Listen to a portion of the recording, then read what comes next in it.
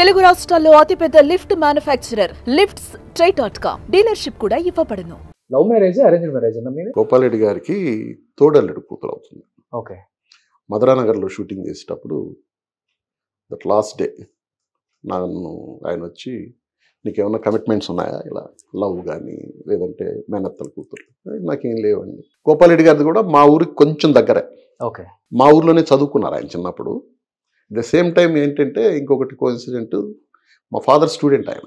దాంతో మరి నా బిహేవియర్ నచ్చున్నదో ఆయన అడిగాడు. అడిగితే మా ఫాదర్తో మాట్లాడాను నన్ను. మా ఫాదర్కి ఏంటంటే అత్యుత్సాహం, అంటే అంత పెద్ద ప్రొడ్యూసర్కి దగ్గర అయితే ఇంకా మోర్ అండ్ మోర్ మంచి సినిమాలు తీయచ్చు అని. నేను నా వైఫ్ని చూడను కూడా లేదు, మా అమ్మ నాన్నే చూశారు, మాకు నచ్చింది అన్నాడు. ఓకే. పెళ్ళైన తర్వాత ఇండస్ట్రీని అర్థం చేసుకున్నారా ఆమెకు అసలు ఏం తెలియదు అస్సలకి? నా పెళ్లి కాకముందు రెడ్డి గారి పిల్లలతోటి ఎప్పుడైనా 1-2 షూటింగ్లకి ఏదన్నా వెళ్తే వెళ్ళి ఉండొచ్చు, అంతేగాని ఆమెకి వాట్ ఈజ్ షూటింగ్ అనేది అసలు ఏమీ తెలియదు. ఈవెందో నా పిల్లలకి, ఓకే, నా పిల్లలు ఏ రోజు షూటింగ్ అనేది తెలియదు. పెద్ద కుటుంబం ఆమెది కూడా? ఆమెది పెద్ద కుటుంబం. ఓకే. ఆమెది పెద్ద కుటుంబం. ఈ రోజుకి ఆమె ఉన్నా లేకపోయినా నాకు తోడెవరంటే నన్ను ఒక బిడ్డలా చూసుకునేది మా అత్తయ్య, వాళ్ళ అమ్మ. ఇప్పుడు కూడా ఆవిడ ఇక్కడే ఉన్నారు. ఎందుకనంటే నా పెద్ద కూతురు ఇల్లు మారుతుంది, ఆవిడకి అవన్నీ సెట్ చేయడానికి మొన్న మార్నింగ్ ఫ్లైట్కి వచ్చి అవన్నీ సెట్ చేస్తున్నారు. సెట్ చేసి రేపు ఎల్లుండే వెళ్ళిపోతుంది అనమాట. If any need of help అంటే ముందు పరిగెత్తుకుని వచ్చేస్తారు. ఓకే.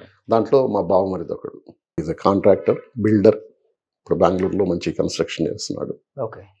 నేనంటే అంటే ప్రాణం అన్నమాట వాళ్ళకి. వాళ్ళ కూతుర్ని అలా చూసుకున్నారు అనేది. ఆమెను ఏ రోజు ఇబ్బంది పెట్టలేదు. ఆమెకి ఒక్కటే చెప్పేవాడు నేను, నువ్వు ఉన్నన్ని రోజులు నిన్ను వదిలిపెట్టి ఎక్కడికి పోను, నువ్వు ఏ విషయంలో భయపడద్దు. ఈవినింగ్ కారులో ఎక్కించుకొని సరదాగా అలా తీసుకెళ్ళి సిగ్నల్స్ దగ్గర అక్కడ కాళ్ళు లేకుండా చేతులు లేకుండా అలా అడుక్కుంటూ వాళ్ళని చూసావు కదా, వాళ్ళందరికంటే నువ్వు బెటర్ పొజిషన్లో ఉన్నావు. యువర్ ఇన్ గుడ్ హౌస్, మంచి పిల్లలు, మంచి ఫుడ్ తింటున్నావు, వాళ్ళని చూడు, వాళ్ళు ఏమీ లేక ఎంత ఇబ్బంది పడుతున్నారు. పెళ్ళైన దగ్గర నుంచి ఇవన్నీ అంటే పెళ్ళైన ఒక 10 years బాగానే ఉంది. హార్డ్లీ మీ ఇద్దరు పెళ్లి చేసుకున్నాక సంతోషంగా గడిపిందంటే ఒక 10 సంవత్సరాలు అయి ఉంటుంది, అంతేనా? 10-12 సంవత్సరాలు అంతే. సంతోషంగా గడిపింది 10-12 సంవత్సరాలు కాదు, ఆమె నాతో ఉన్న 26 ఏళ్ళు సంతోషంగా ఉంది. బట్ 10 సంవత్సరాల తర్వాత ఆమెకి డిసీజ్ బయటపడింది. డిసీజ్ బయట వచ్చినా కానీ నేను ఎప్పుడు కూడా ఆమెని తక్కువగా చూడలేదు, ఆవిడ నన్ను తక్కువగా చూడలేదు. ఇద్దరికీ ఆమె బాగలేని మనిషి అనే లోటు నాకు లేదు, నాకు బాగలేదనే లోటు ఆమెకి లేదు. అంటే ఫస్ట్ హెల్త్ చెకప్ అప్పుడు బయటపడిందా డిసీజ్? ఏంటిది అనుకున్న డిసీజ్? దాన్ని మల్టిపుల్ స్క్లెరోసిస్ అంటారు. ఓకే. ఆమెకి ఫస్ట్ ఐ ప్రాబ్లం వచ్చింది. ఆ రోజు 97 అనుకుంటా, దీపావళి ఊరెళ్ళాము.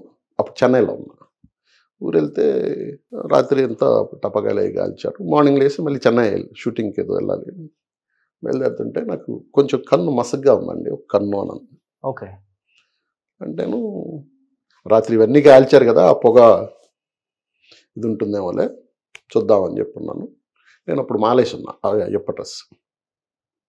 చెన్నై వెళ్ళిపోయాక చిన్న పాప షీఈస్ 3 months or 4 months అంతే. తనకి వ్యాక్సిన్ వేయించడానికి తీసుకెళ్ళాను.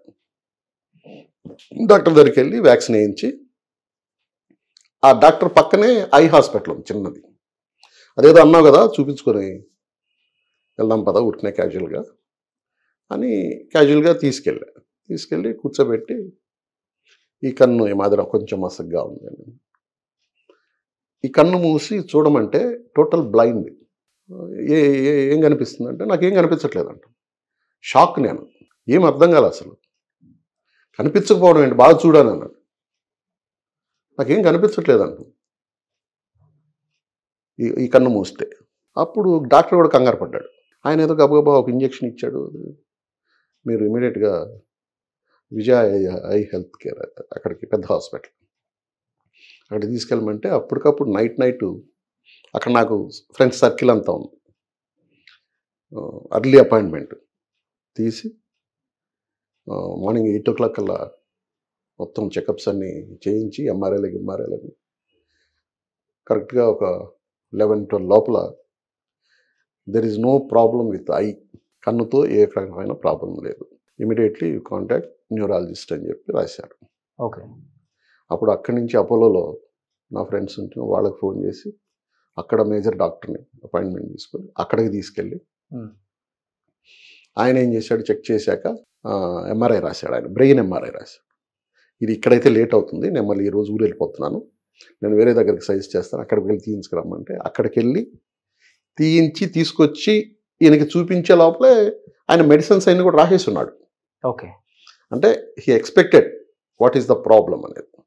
అప్పుడే ఆమె చెప్పింది, నాకు కొంచెం కాళ్ళు ఇబ్బందిగా ఉంటుంది, నడిచేటప్పుడు ఏదో బ్లింక్ అవుతున్నట్టు. అదేం కాదులేమ్మా, 1 నెల 2 నెలలకి అవి టోటల్గా క్లియర్ అయిపోయింది. ఓకే. అయిపోయాక చెన్నై నుంచి ఇక్కడికి 99లో షిఫ్ట్ అయ్యా. షిఫ్ట్ అయ్యే రోజు అందరం వస్తున్నాం ట్రైన్కి.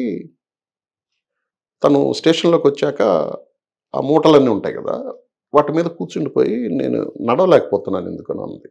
కొద్దిసేపు కూర్చొని మళ్ళీ లిఫ్ట్ చేసి తీసుకెళ్ళిపోయి మామూలుగా ఎక్కించాను. ఇక్కడికి వచ్చాక తనకి అప్పటికే స్టెరాయిడ్స్ వాడేస్తుంది ఆ ఐకి సంబంధించి. ఇక్కడికి వచ్చాక వద్దని అప్పుడే హోమియోపతిది స్టార్ట్ చేశాను. హోమియోపతి స్టార్ట్ చేసి ఆక్యుపెంచర్ చేయిస్తూ తనకి రోజు, నేను అప్పుడు జూబ్లీహిల్స్ రెంట్కి ఉండేవాడిని, వాళ్ళ పిల్లలు మాతో క్లోజ్గా ఉండేవాళ్ళు, వాళ్ళతో పాటు షటిల్ ఆడిచ్చేవాడిని, నేను ఆడేవాడిని. ఓకే. తనకు ఒక యాక్టివిటీ ఉండాలి అని. దీంట్లో ఒక 2 years ఆక్యుపెంచరు ఇవి చేయించుకుంటూ వచ్చాక ఒకరోజు నాతో పెద్దగా గొడవ పెట్టుకుంది. నన్ను నువ్వు డాక్టర్స్ కరెక్ట్గా చూపించట్లేదు, ఈ పిన్నులు పొడిపించి నన్ను రోజు టార్చర్ చేస్తున్నావు. అలా కాదు అని అంటే వినకపోతే అప్పుడు డాక్టర్ అపాయింట్మెంట్ తీసుకొని చూపిస్తే ఆయన ఏదో మెడిసిన్స్ రాశాడు. ఆయన చాలా పెద్ద ఆయన, ప్రాబ్లమా సార్ అంటే నడవకపోతే ప్రాబ్లం కదా అన్నట్టు కోపంగా అరిచాడు, కానీ వాట్ ఈజ్ వాట్ అనేది చెప్పలా. ఆయన కూడా స్టెరాయిడ్స్ పెట్టాడు మరి. ఓకే. ఆ స్టెరాయిడ్స్ పెట్టినప్పుడు వాళ్ళు ఆ ఫుడ్ టేకింగ్ కేర్ అంతా చెప్పారు, కానీ ఈయన ఏం చెప్పలా. ఈమెకి దాని మీద గ్యాస్ దీనివల్ల ఆకలి అనుకొని తినేస్తుంది. అయ్యో. వెయిట్ పెరిగిపోయింది 3-4 kgs సడన్గా. ఈ మెడిసిన్స్ వాడుతుంది. ఈ మెడిసిన్స్ వాడే దీంట్లో అగైన్ స్టార్టెడే ఒక చిన్న ప్రాబ్లం విత్ హ్యాండ్స్. ఈ హ్యాండ్స్ కొంచెం షివర్ అవ్వడం అలాంటి. ఇది ఏంటా అని చెప్పి అప్పుడు నాకు తెలిసిన డాక్టర్ సర్కిల్ ఫ్రెండ్స్కి వెళ్ళి అమెరికాకి ఫోన్ చేయించి ఇది పొజిషను, దాని పేరు MS అంటారు. అంటేను వాళ్ళు అక్కడి నుంచి ఇది ఒక టిపికల్ డిసీజు, ఎందుకు వస్తుందో తెలియదు, ఎలా ఉంటుందో తెలియదు, దెర్ ఈజ్ నో మెడిసిన్. అయ్యో. దీన్ని మీకు కావాలంటే కొంచెం ఇంటర్నెట్లో చెక్ చేయండి అని అంటే అప్పుడు నేను వచ్చి ఇంటర్నెట్ అంతా ఓపెన్ చేసి US నుంచి బుక్స్ తెప్పించా దానికి సంబంధించి. నేను చూస్తే ఈ ఫస్ట్ ఈ ఐ డ్రాప్ అనేది జరుగుతుంది ఆ డిసీజ్ వస్తే. దాని తర్వాత కాళ్ళు కానీ చేతులు కానీ పడిపోతాయి. పడిపోవడం అనేది కాదు, కొంచెం ఇన్బ్యాలెన్స్. ఓకే. నడవలేం. దాంట్లో ఇంకో రకరకాల ప్రాబ్లమ్స్ రాశారు. అలాంటివన్నీ ఆమెకేం రాలే. తర్వాత అప్పుడు చూశాక అప్పుడు బెంగళూరులో నిమ్హాన్స్ అని చాలా పెద్ద హాస్పిటల్, అక్కడ ట్రీట్ చేయించి మళ్ళీ వాళ్ళు స్టెరాయిడ్సే పెట్టారు. ఇంకా అక్కడి నుంచి ఇంగ్లీష్ మెడిసిన్ టోటల్గా ఆపేసి హోమియోపతి. అప్పటి నుంచి ఎప్పుడు ఏదన్నా కొంచెం ఫీవర్ ఉంటే ఏదైనా ట్యాబ్లెట్ వేయడము, బాడీ పెయిన్స్ అంటే ఏదైనా ట్యాబ్లెట్ ఇవ్వడమే, కానీ స్టెరాయిడ్స్ ఇట్లాంటివన్నీ అవాయిడ్ చేసి అలాగే మెల్లమెల్లగా ఎన్ని ఇయర్స్ బెడ్ అయ్యారు? టోటల్ బెడ్ రెడీ ఏం కాదు, వీల్ చైర్లో ఇదే నేను స్పెషల్ వీల్ చైర్ తెప్పించాను అని చెప్పాను కదా, ఆ వీల్ చైర్లో ఒక 5-6 ఇయర్స్ ఉన్నారు. ఓకే. తను ఇంకొకటి మేజర్ ఇన్సిడెంట్ ఏం జరిగిందంటే, నేను పాత ఇంట్లో ఉన్నప్పుడు నేను మార్నింగ్ ఎప్పుడు పని పిల్ల ఉంటుంది ఇంట్లో, పని అమ్మాయి ఎవరో ఒకరు ఉంటారు, అబ్బాయి కానీ అమ్మాయి కానీ, నా పెళ్ళైన రోజు నుంచి. ఆ పని పాప ఏదో పని నుండి ఒక 2 days ఊరు వెళ్ళింది. మా అత్తమే పంపిస్తుంది ఆ పని వాళ్ళని కూడా కావాలి. ఊరు వెళ్తే ఆ రోజు మార్నింగ్ నేను షూటింగ్కి వెళ్తున్నాను, పిల్లలు స్కూల్కి రెడీ అయ్యి వెళ్ళిపోయారు. నేను షూటింగ్కి వెళ్తూ వేరే సర్వెంట్ మేడ్ వచ్చి పని చేశాను. వాళ్ళ పాప ఉంది, ఈ పాపను దగ్గర పెట్టుకో అని అంటే ఏం వద్దులేండి అని అంది. లేదు గబ్బకు నీకు ఏదన్నా ఇబ్బంది అయితే మళ్ళీ అని చెప్పి ఆ పాపను దగ్గర పెట్టుకో అంటే సరేలే అంది. నేను షూటింగ్కి వెళ్ళిపోయాను. నాకు మొత్తం మళ్ళీ క్యారియర్ అన్నీ భోజనం వండి పంపించి తను భోంచేసి ఆ పాపని నువ్వు ఇంటికి వెళ్ళి 4 గంటలకు రా అంటే ఆ పాప వెళ్ళిపోయింది. తను డోర్ బోల్ట్ పెట్టుకొని వెళ్ళి బెడ్రూమ్లో పడుకున్నాక ఒక 2-2:30 టైంలో పిల్లలు స్కూల్ నుంచి వస్తారు కదా, వాళ్ళకి ఏదైనా స్నాక్స్ ప్రిపేర్ చేద్దామని లేచి కూర్చుని ఓకే, పడిపోయింది. షీఈస్ ట్రైంగ్ టు గెటప్, లేవలేకపోతుంది. ఆల్మోస్ట్ 15-20 minutes ట్రై చేసి లేవలేక అప్పుడు నాకు ఫోన్ చేసింది. అప్పుడు కూడా ఎంత పొలైట్గా చేసిందంటే, నేను ఒక మాట చెప్తాను, ముందు మీరు కంగారు పడకండి,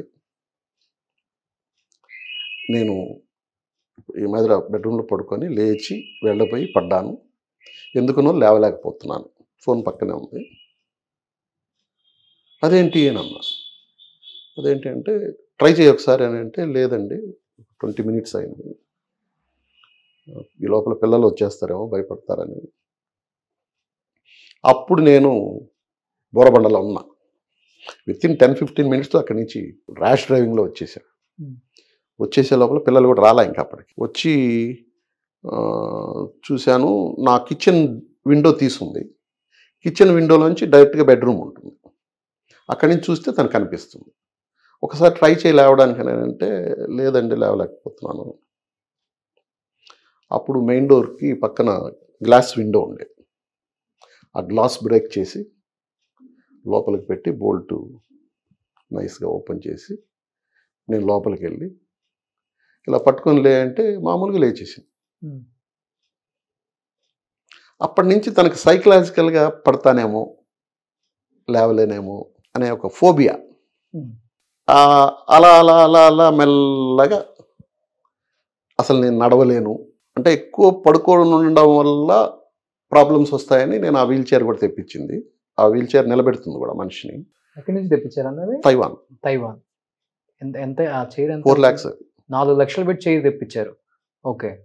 వెళ్ళి మనం కంప్లీట్గా మనం నిల్చున్నట్టే నిల్చుంటుంది, మూవ్ చేస్తే అది ఎక్కడికి వెళ్ళాలో అక్కడికి వెళ్తుంది. ఆ హైట్లో ఏమన్నా పని కావాలంటే చూసుకొని మళ్ళీ లిఫ్ట్ చేస్తే మళ్ళీ కిందకి మెల్లగా కూర్చుంటుంది.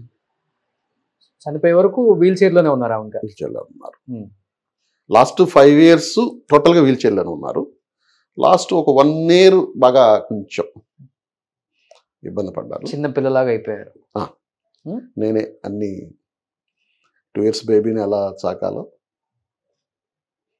నేను షూటింగ్కి వెళ్ళే లోపల, నేను షూటింగ్కి వెళ్ళాలంటే అట్లీస్ట్ నేను 7కి వెళ్ళాలంటే ఒక 3:30-4కి లేచి ఆమెను రెడీ చేసి, ఆమెను డ్రెస్ చేసి, ఆమెను బెడ్ మీద కూర్చోబెట్టి, పిల్లలు ఉంటే పిల్లలకి మమ్మీకి ఏం కావాలి చూడండి అని పని పల్లెడు ఉండేవాడు. సుమన్ టీవీలో మీ పర్సనల్ అండ్ బిజినెస్ ప్రమోషన్స్ కోసం కింది నెంబర్కి కాంటాక్ట్ చేయండి.